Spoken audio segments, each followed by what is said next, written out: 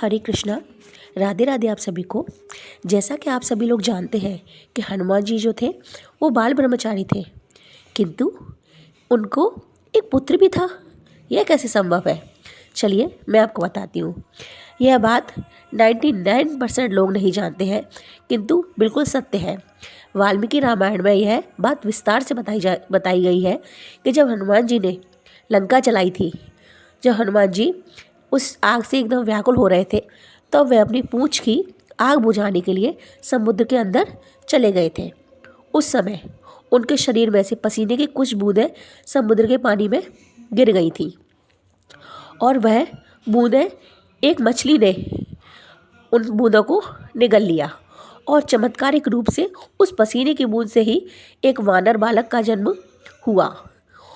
कुछ दिन बाद मछुआरों ने उस विशाल मछली को पकड़ लिया और बाहर निकाल लिया और पाताल लोक के राजा अहिरावण के सामने पेश किया।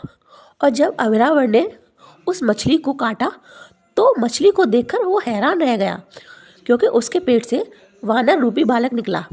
अहिरावण ने उस बालक को बहुत अच्छे से पाला पनोसा और उसको बड़ा किया और अपने पाताल लोक का मुख्य द्वारपाल भी उसी बालक को बनाया। उस बालक का नाम पड़ा मकरध्वज। उस बालक का क्या नाम पड़ा? मकरध्वज। पौराणिक कथाओं में बताया गया है कि जब युद्ध में अहिरावण ने छल से राम लक्ष्मण को पाताल लोक में कैद कर लिया था, तब हनुमान जी उनकी खोज में पाताल पहुँचे। वहाँ 7 द्वार थे। हनुमान जी ने 6 द्वारों को तो आसानी से पार कर लिया, लेकिन जब 7वां द्वार आया तब वह उस व्यक्ति को देखकर, उस बालक को देखकर एकदम आश्चर्यचकित रह गए, एकदम चौंक गए, क्योंकि वह जो बालक, वानर बालक वहाँ खड़ा हुआ था, वो स्वयं उन हनुमान जी की तरह ही दिख रहा था और हनुमान जी की तरह ही शक्तिशाली था।